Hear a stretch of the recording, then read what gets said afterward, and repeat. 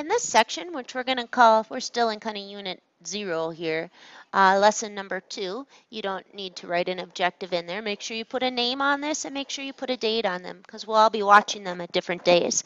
We've got 2 big questions we're going to answer today, and let's go put 2 bullets here. The first one is how you simplify with negative exponents. So we're going to write simplify with negative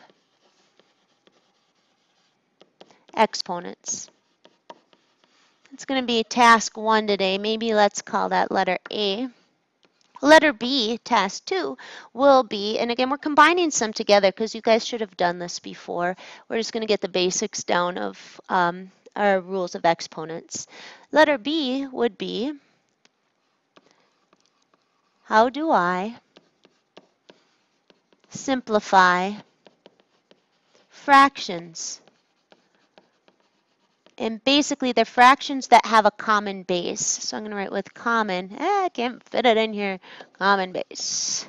All right, so we have 2 big goals to do here. Let's do part A first. So for part A, simplifying with negative exponents. First of all, I'm going to put something in green. And when I put things in green, it means don't write them in your notes. So let's write A, negative exponents. And then just sit back for a second.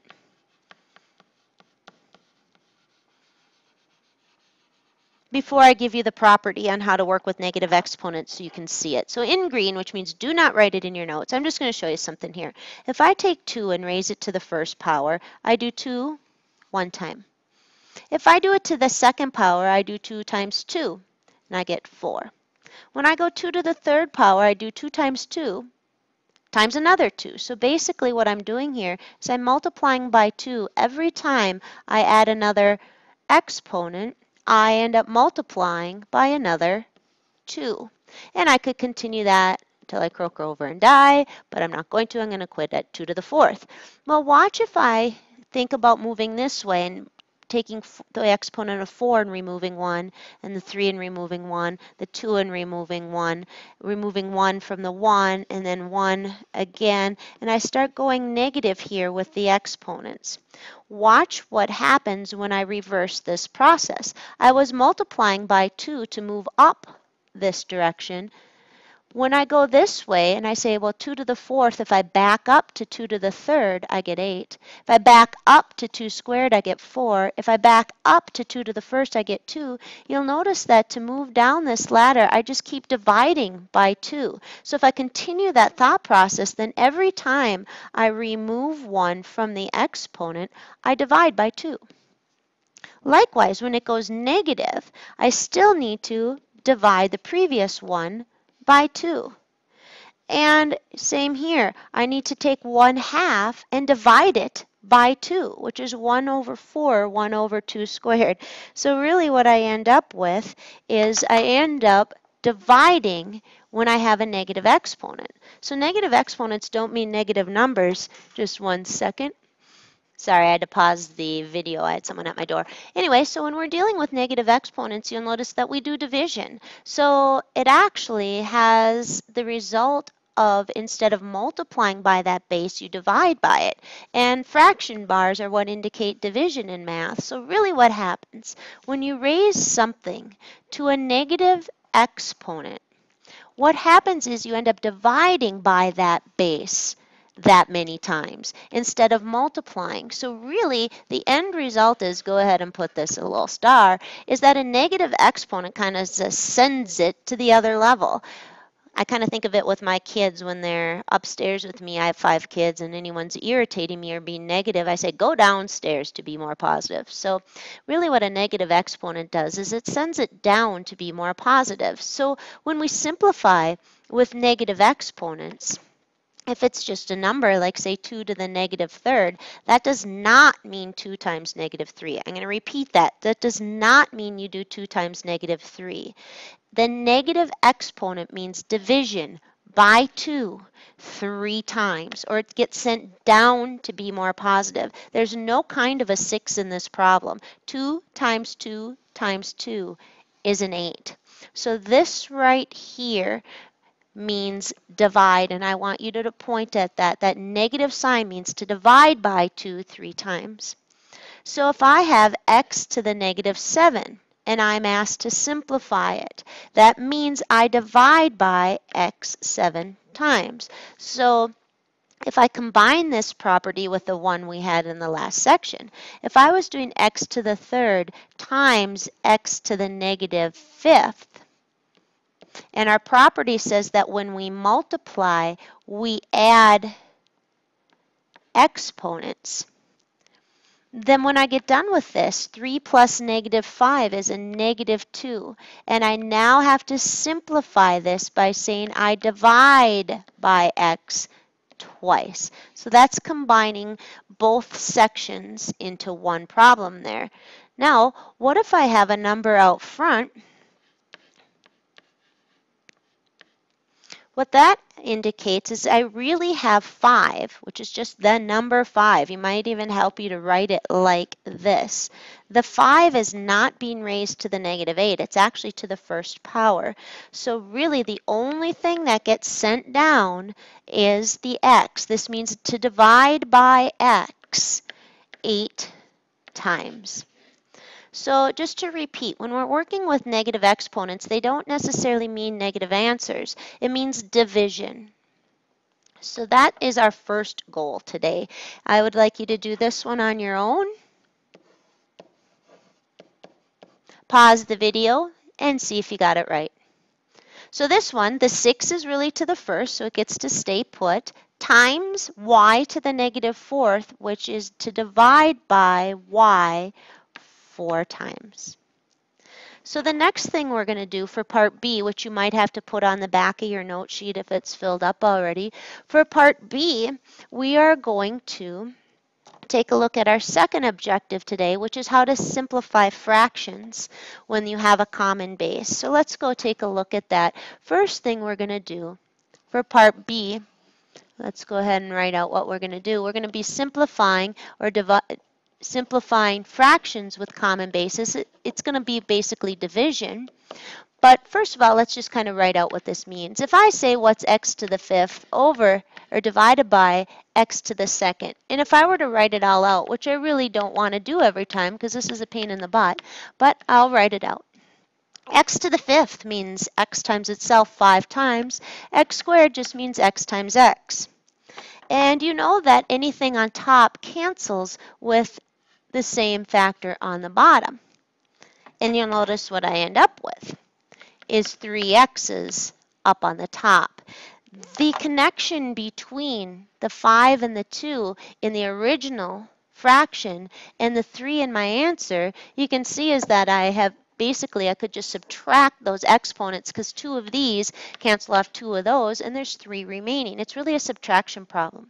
So you're going to see that the actual property says that when you have a base and then you have the same base on the bottom of the fraction, you keep that base and you subtract the exponents. So I'm going to have you put that in a box and go point at it. However, it's easiest, I think, just to consider cancellation. And I'll show you what I mean by that and why I say that.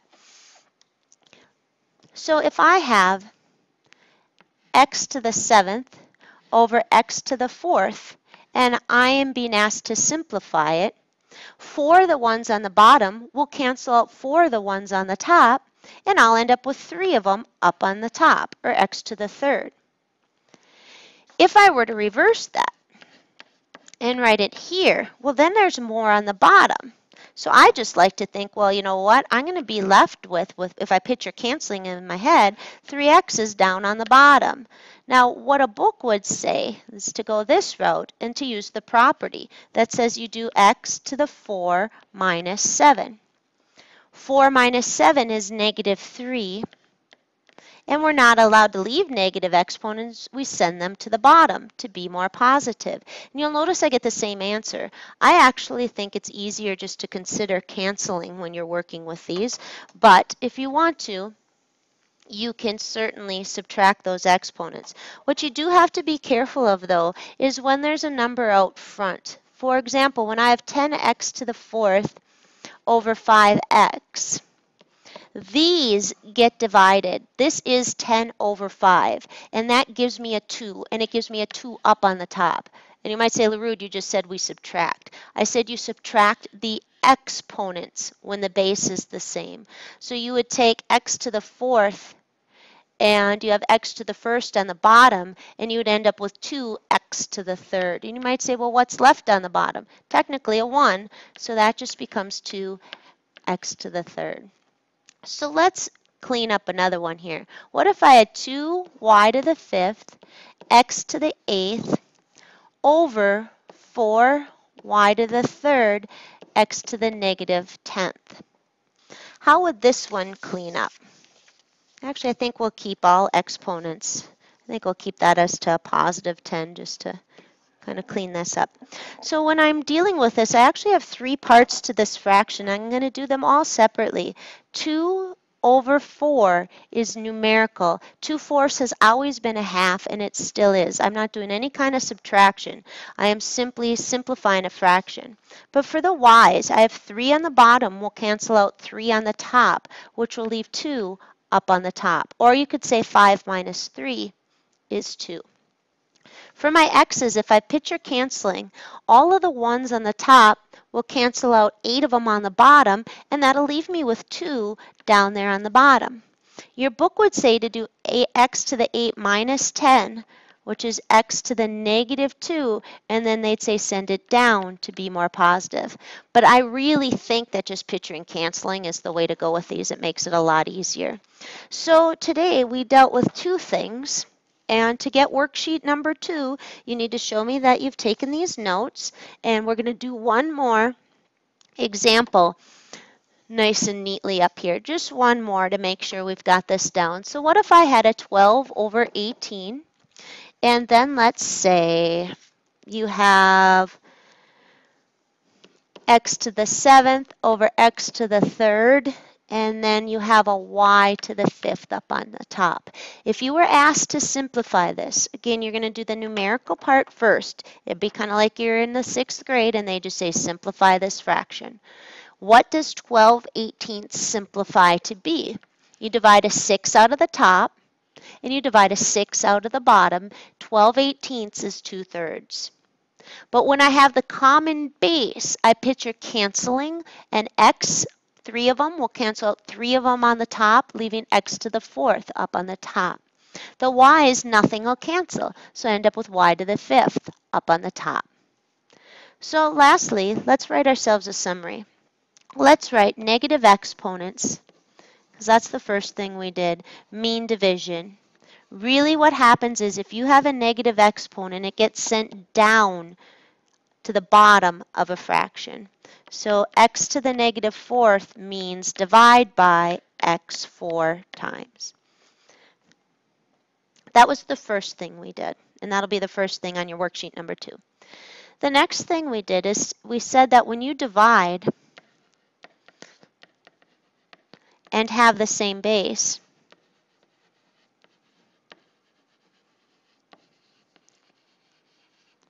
you subtract the exponents. I said I don't really like to do that. I like to consider, like right here, the 3x's on the bottom wiping out 3 of them up on the top. But technically the property says that when you divide and have the same base, you subtract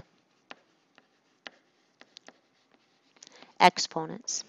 All right, so when these notes are complete, you show them to me and I give you worksheet number 2. Have a good one.